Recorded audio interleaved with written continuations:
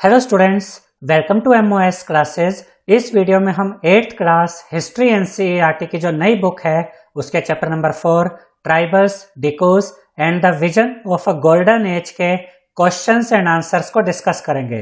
Question number 1 में हमसे कहा गया है फिल इन द ब्लैंक्स।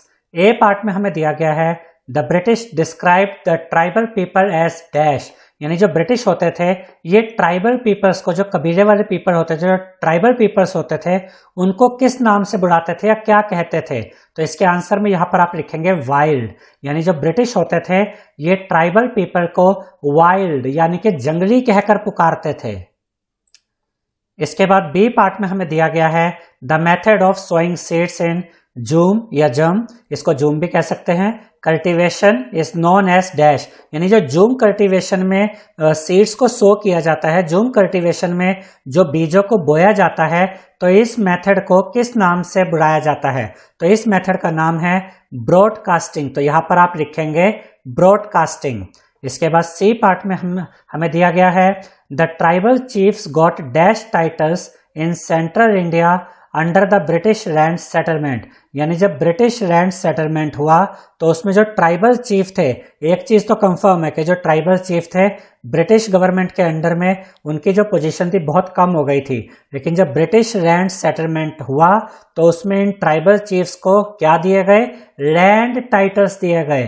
तो ये जो लैंड है ये यहाँ पर आप लिखेंगे लैंड, तो ये लैंड टाइटल्स दिए गए, जिसका ये मतलब था कि कुछ जमीनें हैं जो कहने को तो आपके नाम पर है लेकिन इनका मैक्सिमम प्रॉफिट ये ब्रिटिशर्स ही रख लेते थे, एक नाम के लिए एक मालिक सा बनाकर इनको रख दिया था। तो इनको कौन से टाइटल दिए गए थे, लैंड टाइटल्स, तो यहाँ पर आप लिखेंगे लैंड। इसके बाद डी पार्ट में हमें दिया गया है tribals went to work in the dash of Assam and the dash in Bihar. तो जो ट्राइबल्स थे वो आसाम में किस चीज के लिए जाते थे, कौन से काम के लिए, और बिहार में कौन से काम के लिए जाते थे। तो यहाँ पर आप लिखेंगे टी प्लांटेशन, यानी कि जो चाय की खेती होती है, टी की खेती होती है, इसके लिए ये ट्राइबल्स जाते थे आसाम।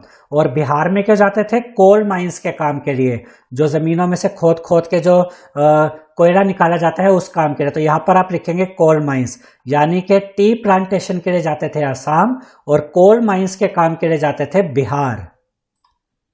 इसके बाद क्वेश्चन नंबर 2 में हमसे कहा गया है स्टेट वेदर ट्रू और फॉल्स। यहाँ पर हमें कुछ स्टेटमेंट्स दी गई है स्टूडेंट्स, और हमें बताना है कौन सी स्टेटमेंट ट्रू है और कौन सी स्टेटमेंट फॉल्स है।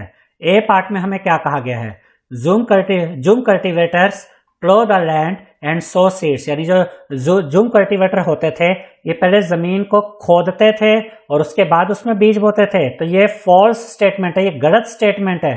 तो यहाँ पर हम लिखेंगे फॉल्स। ऐसा इसलिए कि जो जूम कल्टीवेटर्स होते थे ये जमीन को खोद के उसके अंदर बीज नहीं बोते थे, ये ऐसे ऊपर ऊपर से ही बीज को ऐसे बिखेर देते थे, जिसको कहा जाता था ब्रॉडकास्टिंग। तो ये जो कहा गया कि जूम कल्टीवेटर्स पहले प्लो करते थे, जमीन को खोदते थे, फिर उसमें बीज बोते थे, ये गलत स्टेटमेंट है, इसलिए ये फॉल्स होगा। उसके बाद बी पार्ट में हमसे क्या कहा गया है, cocoons were brought from the Santhals and sold by the traders at 5 times the purchase price, यानी कि जो कुकून्स होते थे वो संथाल से खरीदे जाते थे, जो ट्रेडर्स होते थे, व्यापारी होते थे, ये संथाल से कुकून्स खरीदते थे और फिर 5 टाइम्स ज्यादा प्राइस पर उनको बेचा करते थे। क्या ये सच है, ये बिल्कुल सही है। तो इसमें हम लिखेंगे ट्रू। ये जो कुकून्स होते थे, ट्रेडर्स जाते थे, उनको मान लीजिए उन्होंने 10 रुपए का खरीदा तो वो उसको 5 टाइम्स यानी 50 रुपए का बेचा करते थे, इसलिए ये स्टेटमेंट ट्रू है। उसके बाद C part, Birsa urged his followers to purify themselves, give up drinking liquor and stop believing in witchcraft and sorcery, यानी कि बिरसा ने अपने लोगों को कहा, अपने फॉलो करने वाले को कहा कि तुम्हें अपने अंदर सुधार लाना पड़ेगा। ये स्टेटमेंट हमें ये कह रही है कि बिरसा ने अपने फॉलोअर से कहा कि तुम्हें अपने आप को सुधारना पड़ेगा, तुम्हें गिव अप करना पड़ेगा, छोड़ना पड़ेगा, क्या शराब को छोड़ना पड़ेगा, और उसके अलावा जो ये जादू टोना होता है इसमें भी जो तुम विश्वास करते हो इसको भी छोड़ना पड़ेगा। तो ये स्टेटमेंट बिल्कुल सही है क्योंकि बिरसा ने ऐसा किया था। तो इसके आंसर में हम लिखेंगे true. D part, the British wanted to preserve the tribal way of life, ये जो ब्रिटिश थे क्या ये ट्राइबल्स का जो जीने का तरीका था क्या उसको ये बनाए रखना चाहते थे, बिल्कुल भी नहीं, बल्कि ब्रिटिशर की नजर में तो ये ट्राइबल्स जंगली थे, वो उनको वाइल्ड कहा करते थे, उनको इन ट्राइबल्स के जीने का तरीका बिल्कुल अच्छा नहीं लगता था। तो इसलिए ये स्टेटमेंट तो फॉल्स है क्योंकि यहाँ लिखा है कि ब्रिटिशर चाहते थे कि ट्राइबल्स का जीने का तरीका बना रहे, तो ये स्टेटमेंट गलत है, तो यहाँ पर हम लिखेंगे फॉल्स। इसके बाद क्वेश्चन नंबर 3 में हमसे कहा गया है what problems did shifting cultivators face under British rule, यानी ये जो शिफ्टिंग कल्टीवेटर्स थे ब्रिटिश रूल के अंडर इनको क्या क्या प्रॉब्लम्स फेस करनी पड़ी। तो सबसे पहले तो आपको ये याद रखना है कि जूम कल्टीवेटर्स को ही शिफ्टिंग कल्टीवेटर्स भी कहा जाता है। ये क्या करते थे, ये नई जगह पे जाते थे, वहां के जंगलों को या तो जला देते थे या काट के फिर वहां खेती किया करते थे, और उसके बाद जब इनको लगता था कि काफी टाइम तक खेती करने के बाद जब लगता था कि अब जमीन उतनी उपजाऊ नहीं रही, फिर ये नई जगह पे चले जाया करते थे। तो यहाँ पर शिफ्टिंग कल्टीवेटर्स भी आप कह सकते हैं और जूम कल्टीवेटर्स भी कह सकते हैं। तो ये एक जगह रुककर खेती नहीं करते थे। तो ब्रिटिश रूल के अंडर इनको क्या क्या प्रॉब्लम्स आई, तो फर्स्ट पॉइंट देखते हैं। द जूम कल्टीवेटर्स यानी कि shifting cultivators who took to plow cultivation as per the British model often suffered। Britishers के द्वारा मजबूर किए जाने पर इन्होंने जमीन को खोदकर उसमें कल्टीवेशन करना शुरू किया। एक्चुअली ये क्या करते थे, बीज को ऊपर ऊपर से ही बो दिया करते थे, जिसको ब्रॉडकास्टिंग कहते हैं। लेकिन ब्रिटिशर्स ने इनको मजबूर किया कि नहीं, तुमको तो प्लो कल्टीवेशन करनी है, जमीन खोदनी है, फिर उसमें बीज डालने हैं। इस वजह से भी इनको काफी परेशानियों का सामना करना पड़ा, ठीक है, क्योंकि इनकी खेती का तरीका बदल दिया गया था। Second point, the fields did not produce good yields. अब इनको ऐसी जगह पर भी खेती करने के लिए मजबूर किया जाता था जहां पर अच्छी प्रोडक्शन नहीं होती थी, मिट्टी उतनी उपजाऊ नहीं होती थी या पानी की भी कमी होती थी। स्टिल दे हैड टू पे revenue fixed by the British. लेकिन भले ही खेती कम हो, गुड यील्ड ना हो, उसके बावजूद ब्रिटिशर्स ने इनके लिए जो टैक्स फिक्स किया हुआ था उतना टैक्स, उतना रेवेन्यू इनको पे करना ही पड़ता था। ये भी इनके लिए बहुत बड़ी परेशानी थी। Third point, finally they had to protest this new method. Finally उन्होंने डिसाइड किया कि हम इस नए नियम, इस नए मेथड के खिलाफ लड़ेंगे। They wanted to shift back to the jhum cultivation. और उन्होंने कहा कि अब हम फाइनली वापस अपने जूम कल्टीवेशन यानी कि वापस अपने शिफ्टिंग कल्टीवेशन की तरफ ही जाएंगे।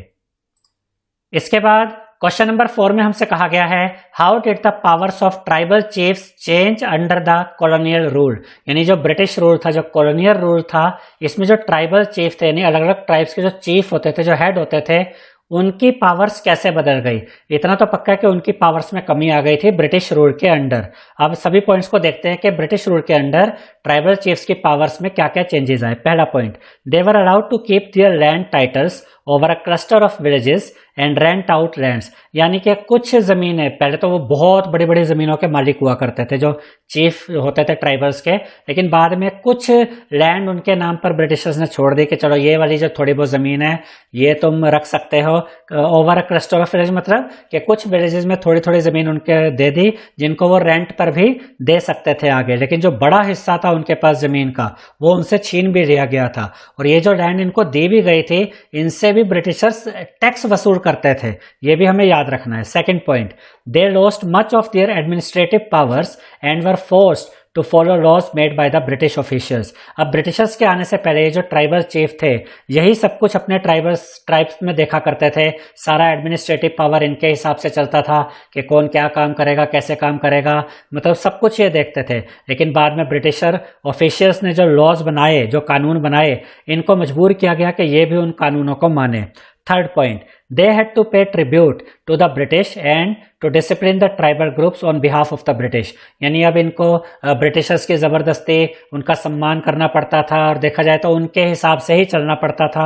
और ब्रिटिशर्स के कहने पर अब ये मजबूर कर दिए गए थे कि इनको अपने ट्राइबल पीपल को डिसिप्लिन में भी रखना पड़ता था on behalf of the British. यानी इनको अपने कबीले वालों को सिखाना पड़ता था कि तुम ब्रिटिशर्स के विरुद्ध कोई काम नहीं करोगे, जैसा ब्रिटिशर्स कहते हैं तुम्हें वैसे ही सब करना है।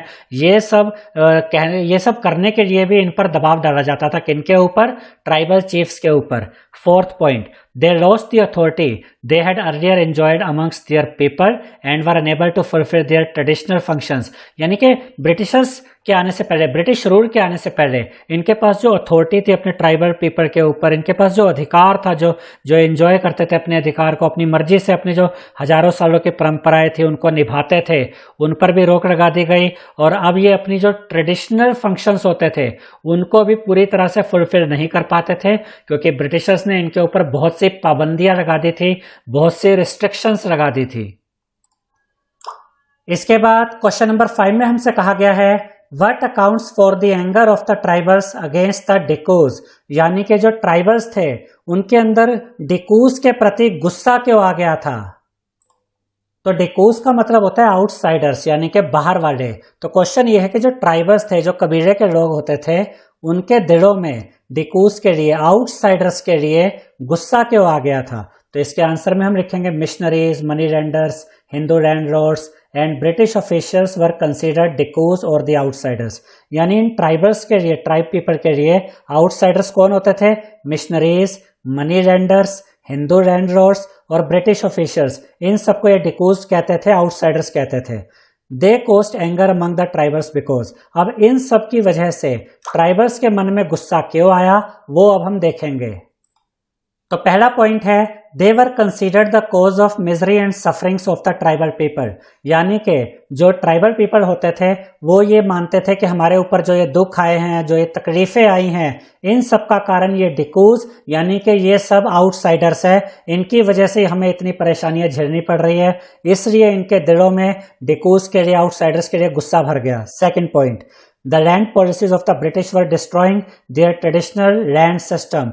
अब ब्रिटिशर्स ने इनके ऊपर जो अपनी मर्जी के लैंड पॉलिसीज थोपी थी, उसकी वजह से इनके जो ट्रेडिशनल लैंड सिस्टम थे, इनके जो खेती करने के तरीके थे, वो बर्बाद हो गए थे। इस वजह से भी इनके दिलों में ब्रिटिशर्स के लिए गुस्सा था। Third point, Hindu landlords and money landers were taking over there lands. और जो हिंदू लैंडलॉर्ड्स थे, हिंदू जमींदार थे, और जो मनी लैंडर्स जो पहले तो ब्याज पर पैसा देते थे और फिर उसके बाद ये इनकी जमीनों पर कब्जे कर लेते थे, इस वजह से इन ट्राइबल लोगों के बीच में हिंदू लैंडलॉर्ड्स और मनी लैंडर्स के लिए भी गुस्सा भर गया था। Fourth point, the missionaries were criticising their traditional culture. ये जो बाहर से मिशनरीज आए थे, वो इनके जो ट्रेडिशनल कल्चर होते थे, यानी जिन रीति रिवाजों को, जिन परंपराओं को ये ट्राइबल पीपल मानते थे, ये मिशनरीज उन ट्रेडिशनल कल्चर को क्रिटिसाइज करते थे, उनकी आलोचना करते थे, जिसकी वजह से जो ट्राइबल पीपल थे उनके दिलों में इनके लिए भी गुस्सा भर गया था। इसके बाद क्वेश्चन नंबर 6 है, what was Birsa's vision of a golden age. यानी कि बिरसा का जो गोल्डन एज का जो विजन था, बिरसा ने जो कल्पना की थी कि हमारा गोल्डन एज वापस आएगा, वो क्या था? Why do you think such a vision appealed to the people of the region? और उसके आसपास के जो लोग थे, जो वहां पर रहा करते थे, कबीले के जो लोग थे, उनको बिरसा का ये विजन अच्छा क्यों लगा? बिरसा के इस विजन से वो प्रभावित क्यों हुए? ये दो चीजें यहाँ पर हमें बतानी हैं। तो पहले हमने लिखा है, Birsa talked about the golden age as the age, first point, when people lived a good life. यानी कि बिरसा का जो गोल्डन एज की जो कल्पना थी वो ये थी कि जो हमारा पुराना टाइम था, जब हम अपने जंगलों में अपनी मर्जी से, अपने तरीकों से खुशहाली से रहा करते थे, ये वो समय था जब वहाँ के लोग एक अच्छा जीवन जिया करते थे। एक पॉइंट तो ये है, यानी कि बिरसा का जो गोल्डन एज का विजन था, उसका एक पॉइंट ये है कि पुराने टाइम का जीवन हम फिर से जिए। Second point, then they constructed embankment. जब वो एम्बैंकमेंट बनाया करते थे, एम्बैंकमेंट मतलब जैसे कुएं के चारों तरफ बाउंड्रीज वगैरह होती है, इस तरह की कंस्ट्रक्शन है। टैप नेचुरल स्प्रिंग्स, और मतलब वो नेचर के साथ जिया करते थे। तो वो कहता था कि वही समय हमें वापस लाना है जब हम नेचर के साथ जिया करते थे। Third point, when they freely planted trees and orchards, practiced cultivation to earn their living। और फिर बिरसा ये भी कहा करता था कि जैसे पुराने समय में हम अपनी मर्जी से पेड़ पौधे उगाया करते थे, हम अपनी मर्जी से खेती बाड़ी किया करते थे और अपना जीवन गुजारते थे, हम बिल्कुल उसी तरीके से फिर से वापस वही समय वापस लेकर आएंगे। तो ये सब चीज़ें बिरसा कहा करता था। एक पॉइंट और है, when people lived honestly without harming each other। तो बिरसा का ये विजन भी था कि हमें वही समय वापस लेकर आना है जब लोग एक दूसरे को नुकसान नहीं पहुंचाते थे और ईमानदारी से एक दूसरे के साथ रहा करते थे। यानी एक तरह से वो पुराना समय वापस लाना चाहता था जिसमें ये सब खूबियां थी। अब ये जो विजन था गोल्डन एज का, जो बिरसा का था, ये वहां के लोग इससे इतने प्रभावित क्यों हो गए, वो अब हम देखेंगे।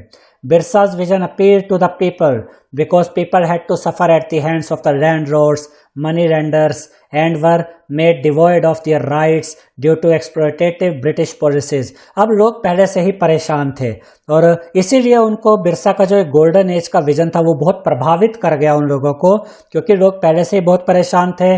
जमींदार उनको परेशान करते थे, जिनसे उन्होंने पैसे उधार लिए थे, जो ब्याज लेते थे उनसे, मनी लेंडर्स, उनसे वो परेशान थे। और जो ब्रिटिश पॉलिसीज थी उसमें उनका बहुत ज़्यादा शोषण किया जाता था। डिवॉइड का मतलब होता है उनसे छीन लेना, दूर कर देना। क्या दूर कर देना, क्या छीन लेना? ब्रिटिश पॉलिसीज के अंडर उनके जो राइट्स थे, उनके जो अधिकार थे वो उनसे छीन लिए गए और बहुत ज़्यादा उनका शोषण हो रहा था। इसलिए जब बिरसा ने ये सब बातें कही कि हमें पुराना समय वापस लाना है, तो उनके जो लोग थे, जो बिरसा के कबीले के लोग या आसपास के कबीले के लोग थे, वो बहुत प्रभावित हुए और वो बिरसा के साथ जुड़ गए कि अब हम ब्रिटिश राज के खिलाफ लड़ेंगे और अपना पुराना समय वापस लाएंगे। आई होप स्टूडेंट्स आपको हमारा ये वीडियो पसंद आया होगा। अगर आपको हमारा ये वीडियो पसंद आया है तो इस वीडियो को लाइक करें, शेयर करें, हमारे चैनल को सब्सक्राइब करें और बेल आइकन बटन जरूर दबाएं, जिससे हमारी हर नई वीडियो का नोटिफिकेशन आपको मिलता रहे। Thank you.